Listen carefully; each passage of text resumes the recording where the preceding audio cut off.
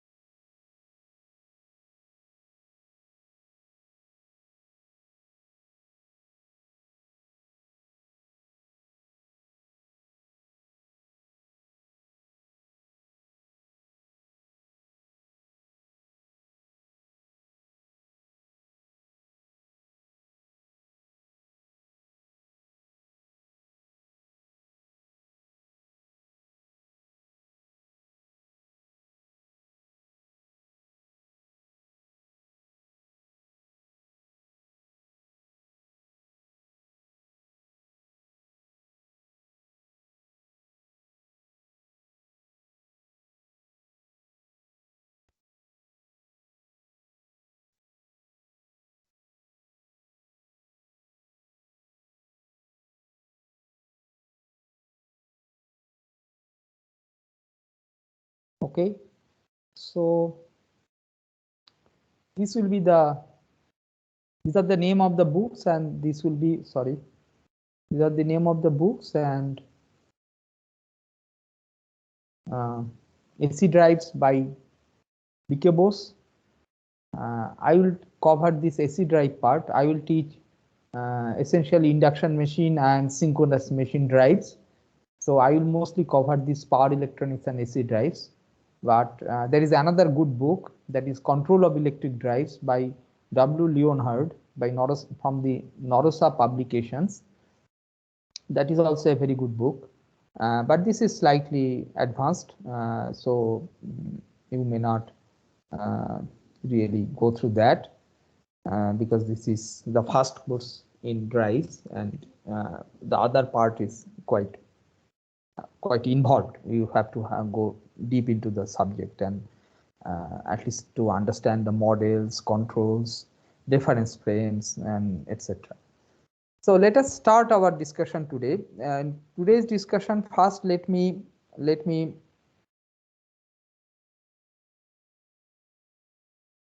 talk about an application of electric drives, so that I give you a feel how why electric drives is important in industry. So an application example I would like to give. Application of electric drives. In particular, I want to talk about an induction machine drive. Induction machine drive in pumps, in pump applications, pumping applications. So how, using an induction machine, we save energy.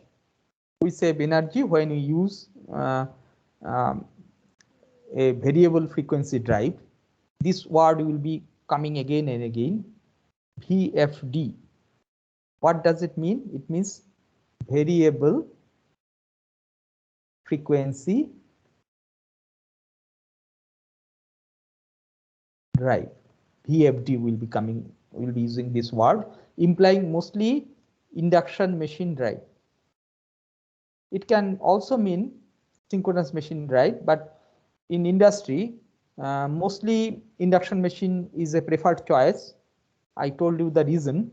The construction is easy. Squirrel cage machine is easy. Induction machine drive. It essentially means induction machine drive, though it may mean a synchronous machine drive also. So what is variable frequency drive? Why the word variable frequency? The word variable frequency is this reason. Normally in the lab, in the machine's lab, the induction machine that we have seen is supplied from a 415 volt 3-phase 50 Hz is used as a supply. You know that, used as a supply. But here, when we'll use electronic means of generating voltage and supplying it to the machine, it will not be directly supplied. This is when the direct supply, this is the utility supply, utility supply. That is what is available at the utility terminals. 415 volt 3-phase 50 Hz is the thing that is available.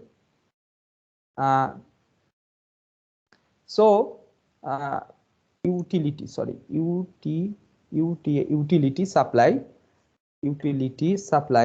So in VFD case, we'll be taking this 415 volt 3-phase 50 Hz supply. That means we'll do something such that 415 volt 3-phase supply, this is the electronics of the drives means electronic circuits.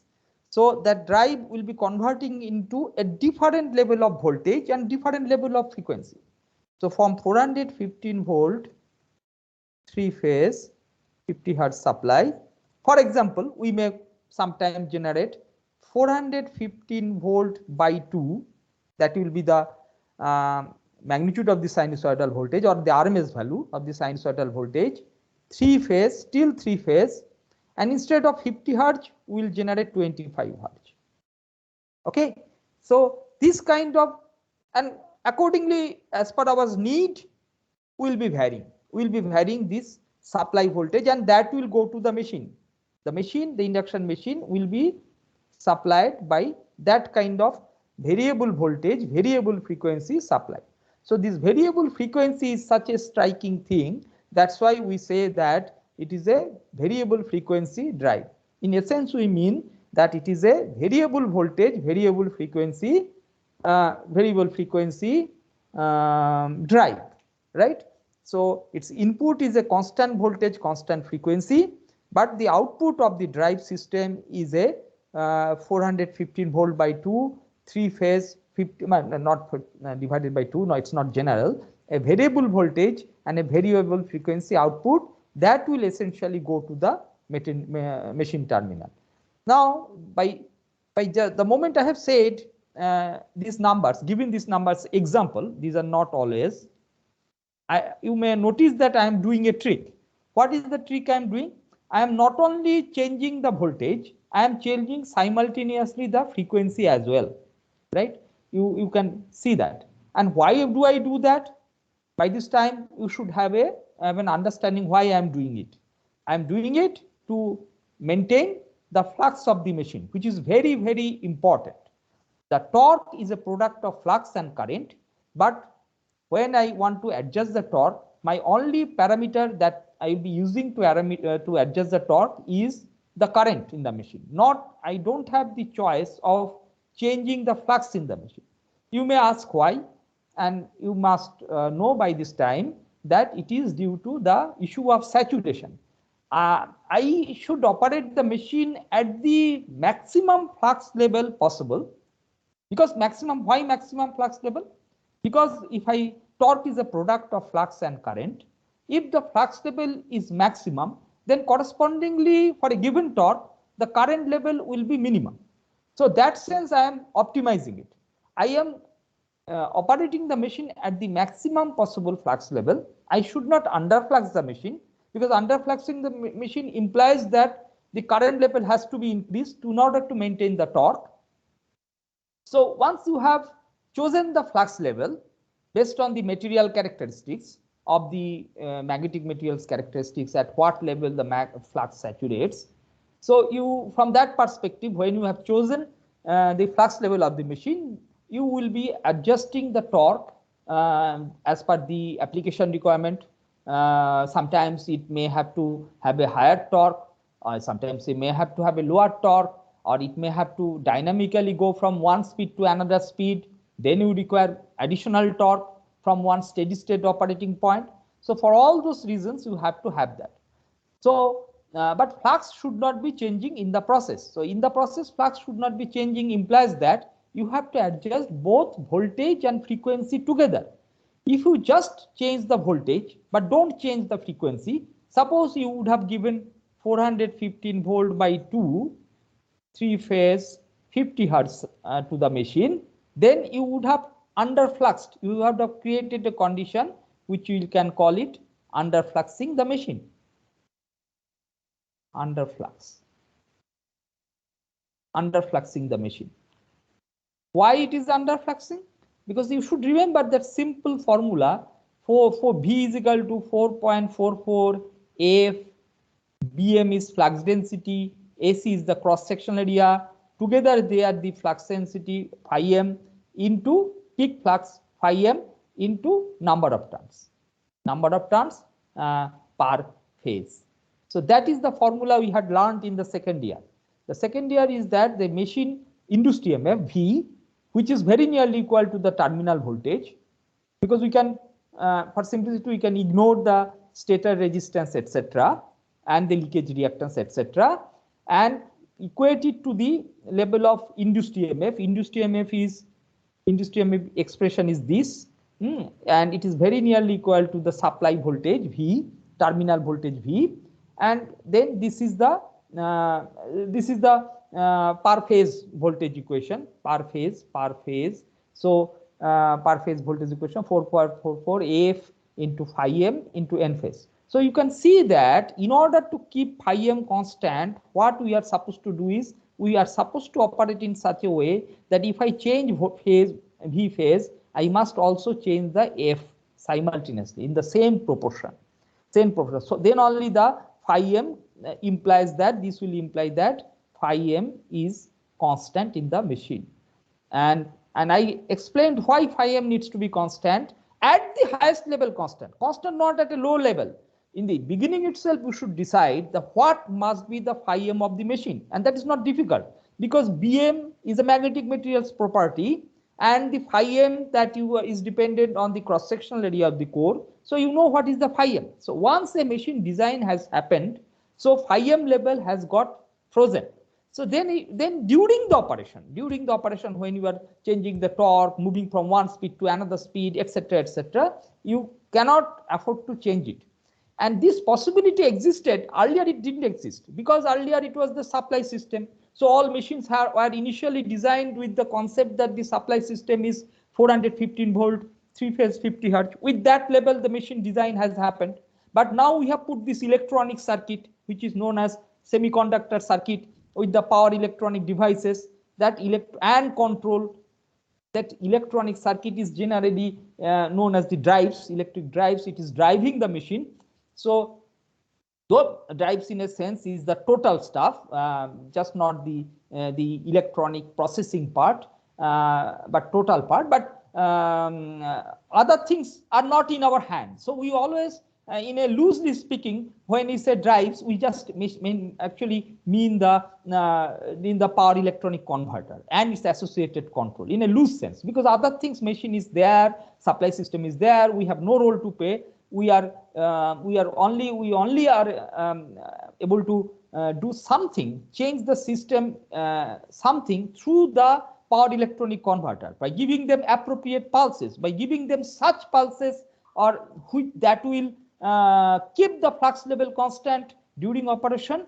However, it will change the current in order to adjust to the torque level that the system requires. This induction machine is connected to the mechanical system, MS mechanical system. So this is the complete picture that yesterday also we understood, that this is the complete picture, and our focus is on this electronic part of the system, which is adjusting, which is essentially nothing but a processor who receives a voltage in one form and gives the voltage in another form to the induction machine, right? And giving voltage in another form implies that it both manipulates the voltage level. For example, here it has manipulated the voltage level from 415 to 415 by 2, and it also manipulates the frequency level. So from 50 hertz it goes to 25 hertz. We normally do not do, in this case, at least in this case, most of the cases, do not adjust the phase level. We do not go from 3-phase to single phase or single phase to 3-phase. That is normally considered to be unnecessary. If your system is single phase, you choose your drive system which is corresponding to single phase. If the system is 3-phase, you choose a drive system which is corresponding to 3-phase. That's why we call it single phase inverter and 3-phase inverter. Single phase inverter will convert a DC into a single phase AC. 3-phase inverter will convert a DC into a 3-phase AC system. So you see that the way the things are thought and the way we should understand with clarity the role of electric drives. Now coming back to the point, I wanted to give an example why electrical drives is doing some good thing. So from our electrical engineering perspective, good thing always means energy. So in this case, energy, because energy is money. So in this pump application, my objective will be to show that how using an electric drive into a system which would be beneficial from the point of view of saving of energy, which otherwise would have been lost into the system. So it is like energy saving application. That's why we call it energy saving. If the drive is there, it will save energy. If the drive is not there, to do the same function, we would require more energy. So it would improve the energy consumption, and therefore over a period of time, people will argue this way that why in the pump application you are not using any electric drives or VFD, they call it VFD. You are not using it, then you are losing something. You are losing money. You may not realize, but every day your kilowatt hour bill would be increasing, and eventually you will be spending so much that if you had used the drives instead of simple system, you would have recovered the cost. You recovered whatever extra money you had to spend to purchase the drive and install in your system. That cost would have recovered. So that is the argument people give. So let us say what is the rationality in that claim. Let me take another page. Right. So sorry.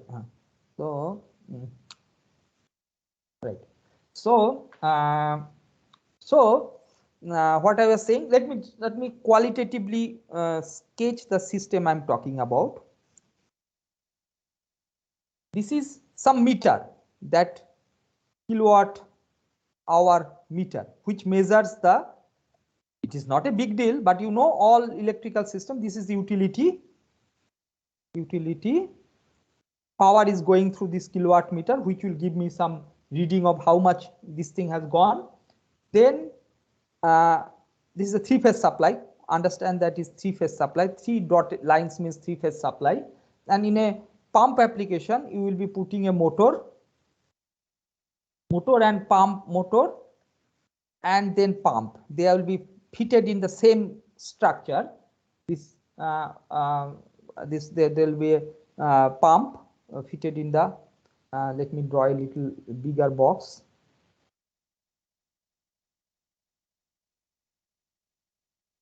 Let me draw it a little elaborately. The motor shaft is connected to the centrifugal pump. Let us say centrifugal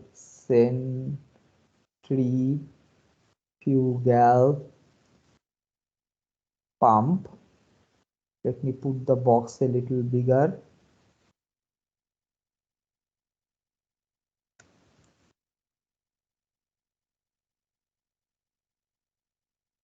Let me put the box of centrifugal pump, and with that the outlet will be decided. The outlet will be there, water outlet will be there. It is it is just throw the water out. This is water will go from here. Some pipeline, these are pipe, this is pipeline, these are mechanical things, we should not bother too much. Maybe one, in order to measure something, you can put some instrument, mechanical instrument like flow rate. What is the flow rate? These are mechanical thing. And the pressure they measure it by water head. So basically flow rate, sometimes they use the unit like gallons per meter. That is the flow rate. That means the volume. Gallon is a volume per minute, not meter, per minute. Gallons per minute. That is the flow rate. Maybe some meter is there which measuring how much this thing is there going water at what rate it is flowing, and that is the flow rate. And then pressure head they measure water pressure. Okay, that also they measure in terms of head of water. Pressure they measure the head by water head. I will write it by pressure is measured by water head. This is what is the eventual thing that is required by the system. A system requires certain flow of water, and to develop the certain flow of water, some kind of pressure has to be created by the centrifugal pump, in simple words, right? So this is what is required by the system. So later, this is one ordinary thing, but the issue comes is that if the utility has a let us say 3-phase supply, but the 3-phase 415 volt 50 hertz supply, so obviously with that supply the motor will rotate something corresponding to the 50 hertz supply. Why I am saying corresponding to 50 hertz supply? The actual speed may be slightly different. I mean, not slightly, maybe different. Due to what reason? Can anybody say that 50 hertz corresponds to how much? 50 hertz corresponds to 50 into 60 is equal to 3000 RPM. But the actual speed may be different. Why? Can anybody say why the actual speed can be different? The actual induction machine speed can be different. Can you guess? Flux leakage, sir? No, not flux leakage. Because of the number of poles.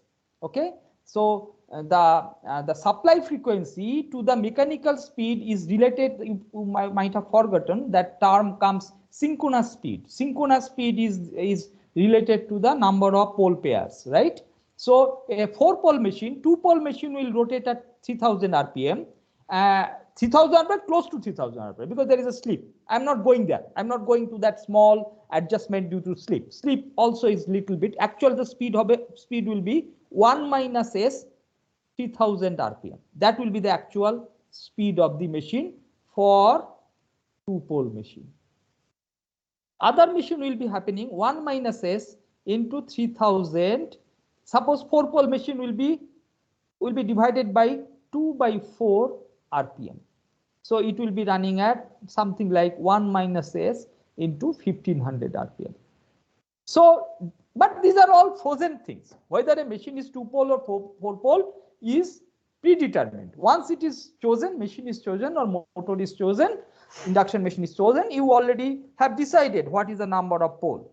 So it is running at a constant speed. You cannot change the speed of this machine given the supply system. It will always run at 1500 RPM. So therefore the centrifugal pump will also run at 1500 RPM. But what if I don't read that kind of flow all the time? I may not read that kind of flow all the time. So what do I do? What they do is that in order to control the flow of water, they put something called a throttle. Throttle is a valve. I don't know how to draw these things, mechanical things very well.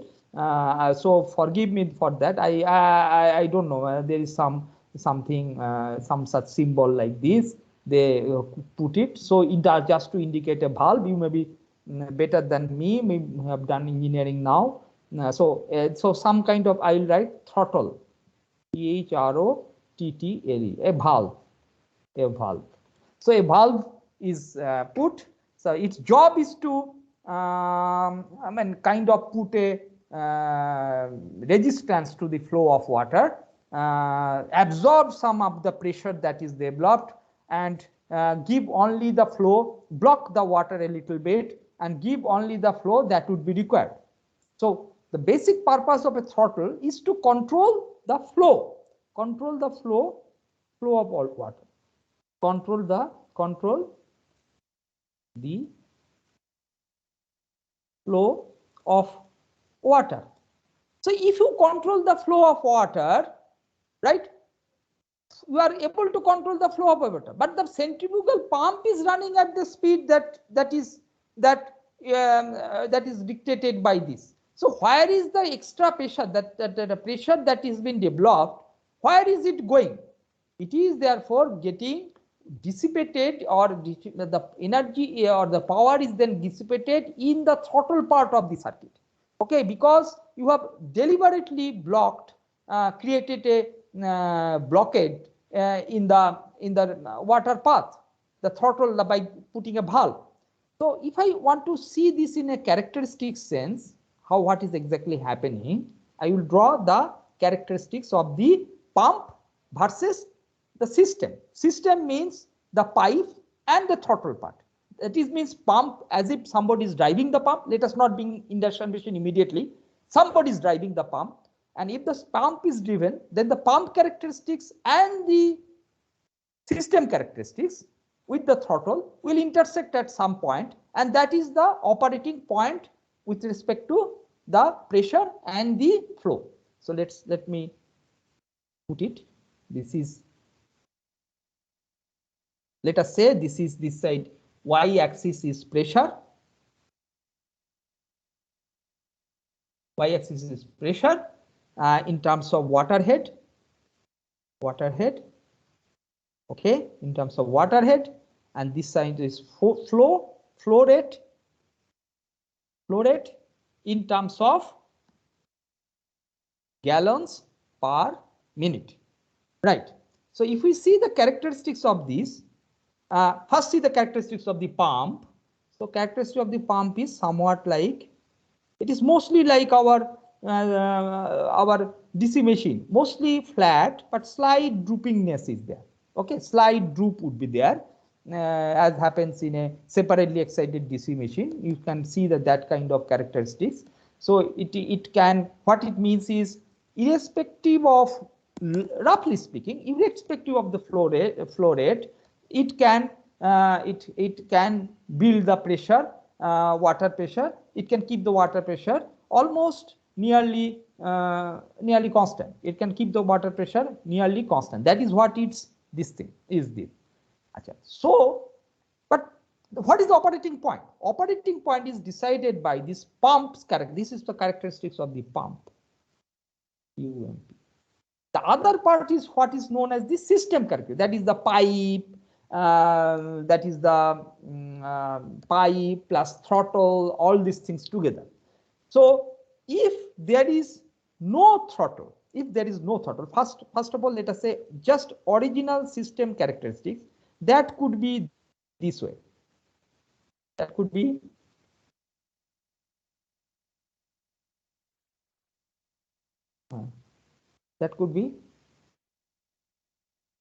right. That could be this. So what it shows, that if this is this is the system, this SI system characteristics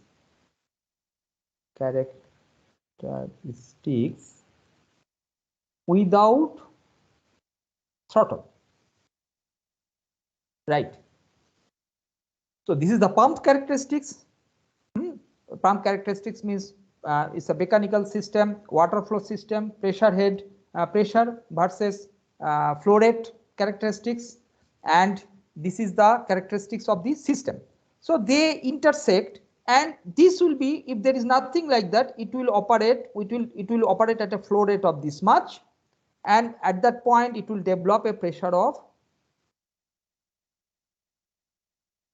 pressure of this much pressure, and this much, this will be the operating point without any inhibition. If there is no throttling, this would be the operating point. But it doesn't, I mean, you can see that that's fine. If you require that kind of flow rate, no issue.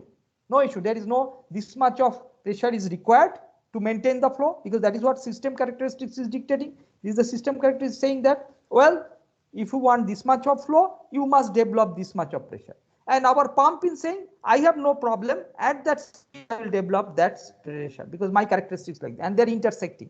So this becomes the operating point, which where these two characteristics intersect. Okay, so it is understandable. It is like all our electrical system, that one load curve and one source curve and voltage source and the load resistance. We always do this sort of thing. But what about how do we go then from here to another flow rate? How do we go? Okay. By the way, sometimes people call it as static head, and this is due to the resistance to the flow. See, first is static value, and then there is a that is due to the resistance. This is sometimes known as static head, and this gap, this one, this thing, this is due to the flow resistance. Okay, this is due to the flow resistance or friction, due to the friction head. This part is called friction. This component, you can see that the system characteristics are two parts. One is static head, and then another is friction head. You can from your common sense, you can understand water is flowing through it. So therefore, it is getting some friction force in the pipeline, and that will require some extra pressure. So this is okay. But how do I operate to another speed? Let us say I want to operate it at this speed. I want and at this flow rate, right? Logically, this flow rate, if I want to operate, then this original characteristics, the pump characteristics, is not intersecting, because pump is running at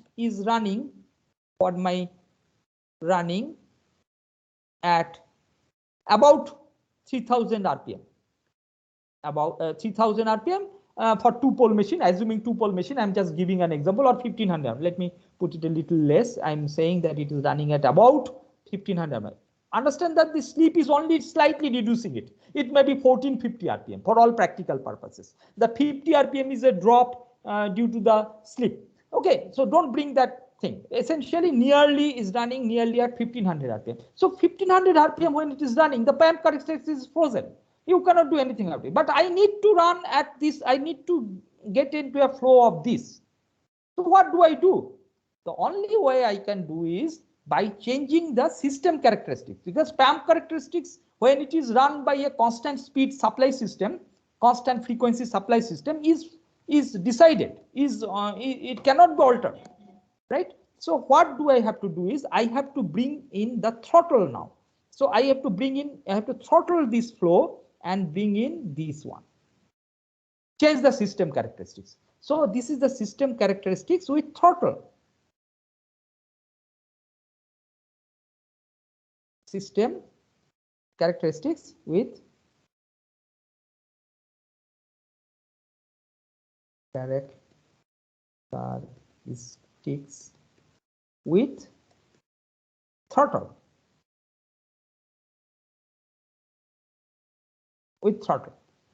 So what had happened? As far as the machine is concerned, as far as the pump is concerned, it is still following the same green curve, same curve, right? But the system curve we have changed. So therefore, this is operating now going to this kind of operating point, which has reduced the flow rate. So what is the moral of this story? Moral of this story is that, you know, the power is product of pressure into flow rate. I'm just not writing exact with dimension thing, but I can write it roughly speaking. The power is equal to pressure into flow rate.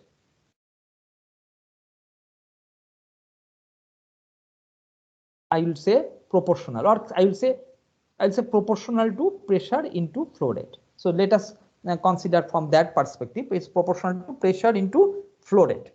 So therefore you can see that what is the now with this throttle, okay, it is still consuming what is the then this is the head, this is the pressure, and this is the flow rate. This much is the power that has been, this is what is getting inputted to the system, right? Whereas you could have, if you had a good method, you really have been using the pressure that is related to this, that is being used by the actual system. The remaining part is being wasted in the throttle part. This much pressure is wasted in the is consumed in the throttle. This much pressure is absorbed by the throttle, right? So if the initial flow rate was, let us say, F1, and then the subsequent flow rate is F2, right? So therefore you have got an initial head, and this head, actual head of the system is now is H1, and now it is the head as dictated by the system characteristics, the throttleless system characteristics is H2. Then you are essentially wasting an energy corresponding to this H1 minus H2 into F2. This much power is wasted in the throttle.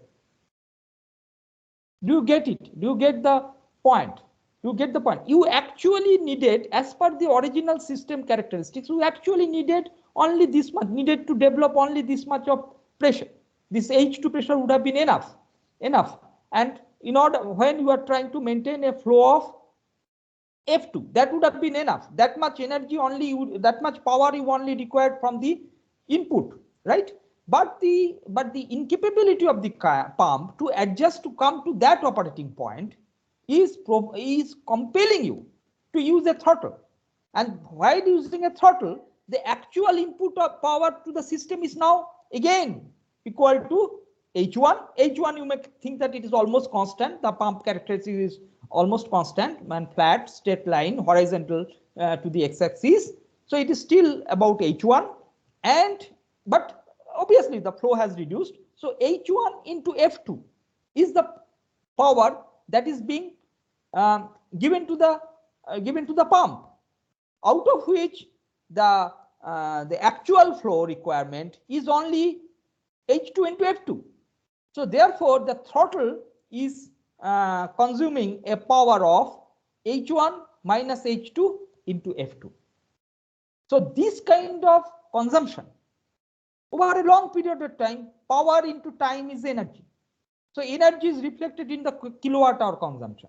So there will be one point of time, this kilowatt hour consumption is so large that it may compel the user to think about a better solution, because in the long run this cost will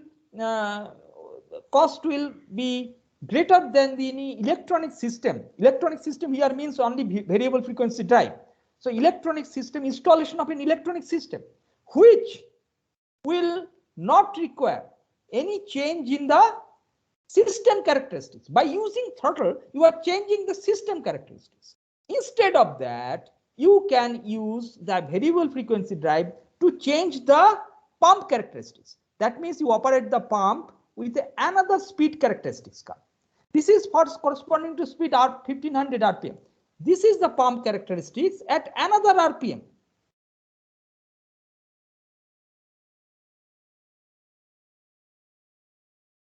This is the pump characteristics in another at lower RPM, lower RPM.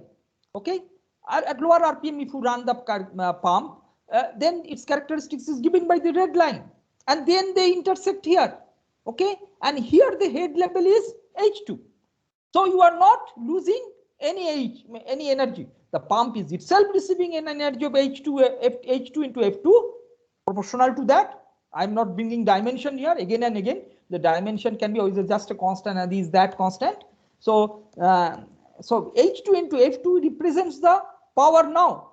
If you can change the pump characteristics from the green line on the top to the red line, okay, then you will be, relatively speaking, compared to the throttle uses, you would have to use, you will get a benefit of H1 minus H2 into F2 energy.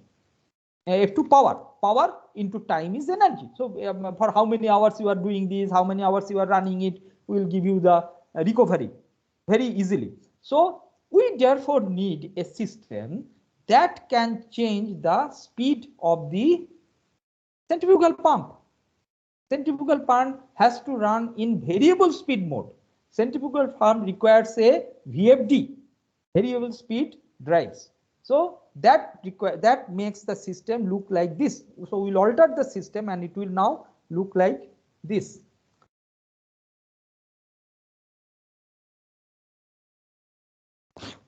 If there is a question, you can ask me.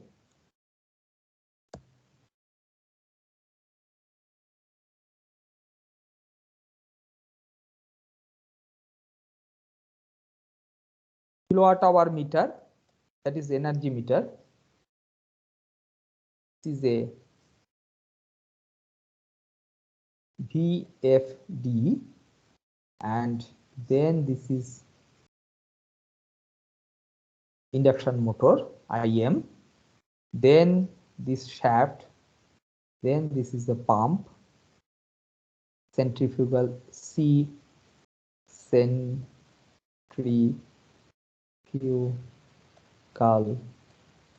pump, okay, and then it is connected to the pump. Is obviously centrifugal pump has this kind of piping system through which water flows.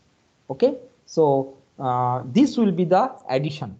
So we have added this part, this thing, whose job is to adjust the speed of the induction machine, and induction machine's job is to adjust the speed of the centrifugal pump, and centrifugal pump's job is to go to the flow that is then required and develop just that amount of pressure that would be required to sustain the flow, not to develop an extra pressure and then waste it into a throttle. Not to do that. It is just doing, it has to develop that precise amount of pressure which will sustain the flow, right? So this is what, and you understood that we have to change the frequency. Suppose here I say that we have gone to 1000 RPM. Suppose you required 1000 RPM, 1000 RPM. 1000 RPM. 1000 RPM means I'm not bringing the sleep part at all here. Sleep is slightly different. It may be another 50 less. Here with sleep we could have considered it as to be 1450 RPM. And here with the same kind of sleep we may consider it to be some 950 RPM, something like that, near to that 950 RPM. You understand the meaning of synchronous speed. Synchronous speed is omega s. Omega s is corresponding to 1000 RPM. Here omega s is corresponding to omega s1, omega s2. So we are changing the synchronous speed, and this is what is variable frequency drive doing. It can afford to go to a different produce. It's an electronic supply, so it has no compulsion. It has no compulsion to stick to 50 hertz. It can go to it can create a 25 hertz voltage, right? And the 25 hertz voltage, while creating it, it is aware that it should not underflux the machine. Therefore, proportionally, it is also reducing the voltage. When the frequency is reduced, voltage is reduced. When the frequency is higher, voltage is higher. But the maximum thing is, really speaking, is the rated condition. It should not go beyond 415 because that amount of voltage is not available to your system. How can you? Otherwise, you have to electronically create another high voltage system and then operate it. Normally, you don't do it. If your system supply is a 415 volt system, whatever you do, in principle, you are not getting any voltage greater than corresponding to 415 volt. You cannot get it. Even if you rectify it, after rectification, when again you produce another sine wave, which is what the drive system, electronic system, inverter will do. It will first from the DC bus, we call it DC bus. Now DC bus is obtained after rectification, but from the rectified DC bus, it may look like that voltage has increased because 415 into √2 is higher voltage. You may feel that the voltage has increased in the DC bus, but that is superficial increase in the sense that again when you come back to the creation of AC voltage at the terminal of the drive, of the electronic output, of the inverter output, which will be actually connected to the machine, you will again come back to the level of 415 volt. So you cannot go beyond 415 volt. You can and less than 415 volt, any voltage you can create in a drive. So your basic operating range is 415 to 0, basic operation, and correspondingly your frequency is 415, 50 hertz to 0 hertz.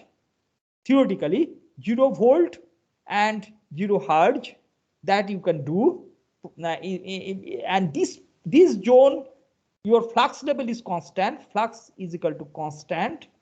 Flux level is equal to constant, and this zone you just adjust the current and change the torque as per your requirement, as per the load requirement. Motor doesn't dictate the torque. It simply responds to the torque of the system. The system, whatever torque it requires, it gives it, right? Don't misunderstand that we are arbitrarily choosing the torque. We are not arbitrarily choosing the torque. We are just catering to the torque requirement of the load of the system. We don't decide it. How much? It is like a resistance. Depending upon the resistance, a voltage source will give current. The voltage source on its own doesn't decide what would be the current in the load. It simply is there saying that I will just maintain the voltage at the terminal. Here also it is saying I will maintain voltage flux at the terminal and inside the machine.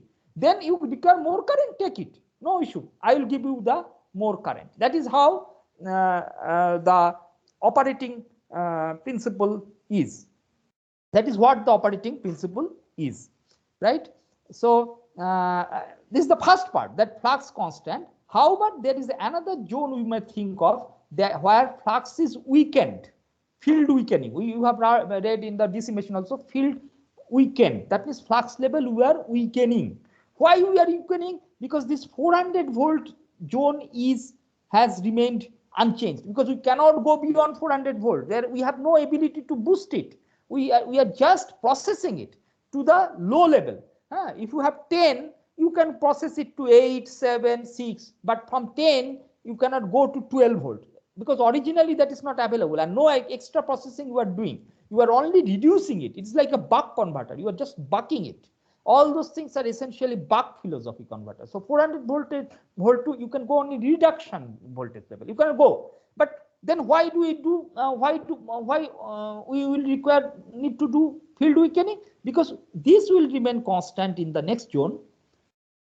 Field will be weakened, weak field will be weakened.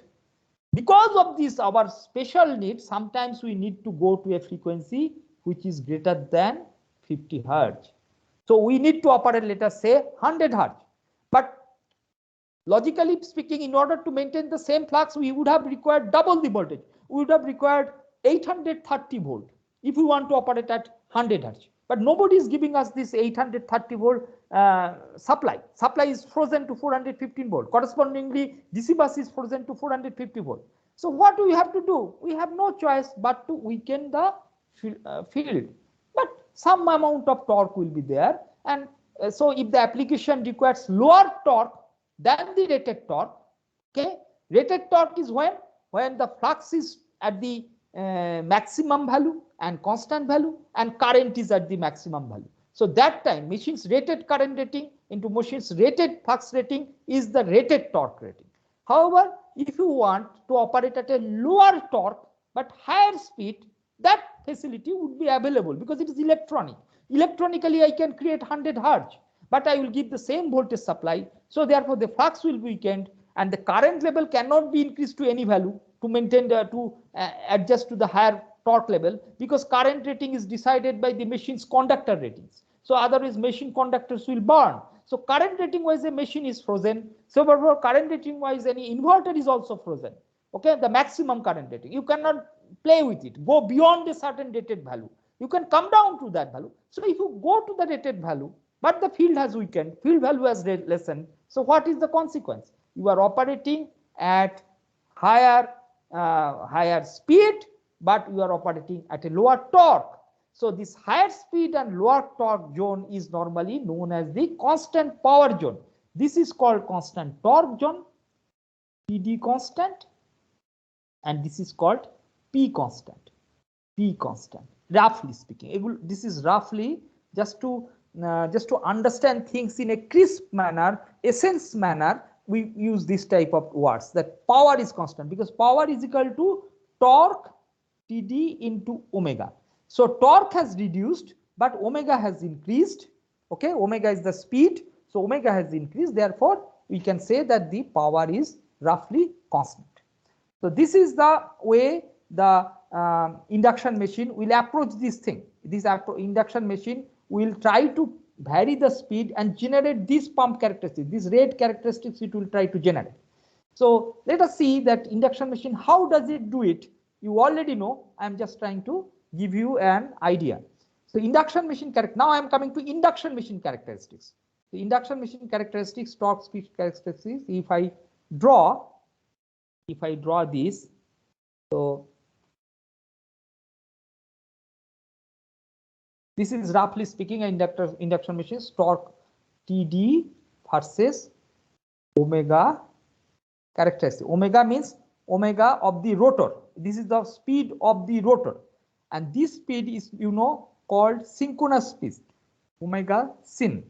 Let me call it omega rotor or omega rotor speed. So this is what is the torque speed characteristics of an induction machine.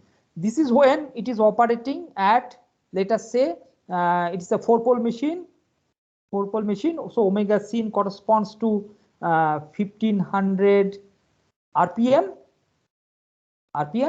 and due to the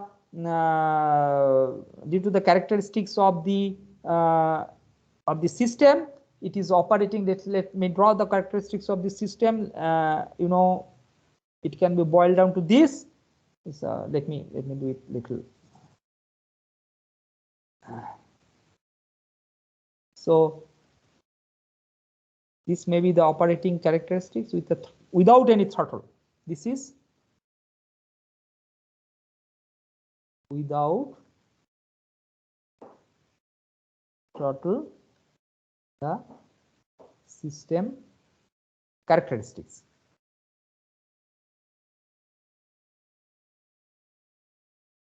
Right. So it is this operating point. It is this operating point. But this is 1500. This may be 1450 RPM. This is the operating point. This is at that point, that is the torque, and this is the rotor speed. This rotor speed corresponds to the flow rate we are maintaining. We are mentioning in the previous figure. Now, as we require, we need to operate at a lower flow rate, right? So 1500 to 1000. The 1000 means maybe 750, maybe here, maybe somewhat like here. We need to operate at this point. So what we will do is that these characteristics will be there. So we'll be if I operate it correctly, I will need to operate, develop a torque corresponding to this value, because this is the speed I want to operate. This is about 950 RPM I want to operate, right? So I will put the machine characteristics, shift the machine characteristics. I will shift how? I will do V by F control, that means flux control. I will maintain the flux same, but I will shift these characteristics and intersect it here. Let me try to draw it. I hope I will. Yeah, more or less I have done it. So this is the characteristics we have done, where I have chosen this one, omega sin 2. Let us call it 1 and 2. Omega sin 2 corresponds to 1000 RPM. This is what would be giving you the characteristics of the pump. This is how the pump of characteristics will be changing, because I have changed the machine. I have run the machine have changed the machine torque speed characteristics. I've shifted it. By giving a different synchronous speed. How I have given? I have done V by F control. I have accordingly reduced the voltage as well as the synchronous speed, right? So in order that the flux level is constant, this is the peak torque level, T maximum. You know that T maximum depends upon the flux constant. This is the entire process. The flux of the machine, flux is equal to constant. So this is the original characteristics of the induction machine with speed of a 4-pole induction machine with synchronous speed of 1500 RPM. Now, by using a VFD, we have changed the characteristics of the induction machine. Change the characteristics means it is changed because of the reason that we have given a different voltage and different frequency. By all the time maintaining the ratio constant, the V by F ratio we have maintained constant. If we do that, then the characteristics, as you understand, that it will be looking like this. This will be the synchronous speed. Then it will be similar by parallel kind of thing. It's a shift in the omega axis. It will be just a similar kind of factor, but shift, which is cutting the original throttle characteristics, system characteristics without any throttle, characteristics without throttle. That will be intersecting at this point, and therefore it will be operating at that flow rate. So this way, if we operate, then these VFD characteristics will generate these pump characteristics. This pump characteristics is generated by this VFD characteristics, variable frequency drive characteristics, and we will be getting the advantage of energy saving. We will be saving energy. Otherwise, the energy would have been lost in the throttle. Do you understand it? Hello?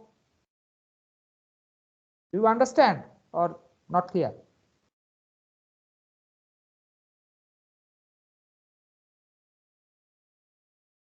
Okay, so today's class I tried to show you why VFD becomes important from engineering point of view, because it saves money. Otherwise, there is wastage in the total system. So from next class onwards, I will try to talk about what is that electronic part. How do we handle the electronic part? How do we do the speed control, etc., etc. Principle already have described. Principle is V by F. This is the principle. We'll write it again and again. V by F control. If I change voltage, if I change frequency, I will change the voltage as well. So the principle would be V by F is equal to constant. Right? So I will stop here now and. Hello, sir. Hello, sir. Yeah. Sir, can you please share the PDF? Okay, I'll send the PDF. Okay. If you have any question in tomorrow's class, you can ask me. Okay. So thank you very much.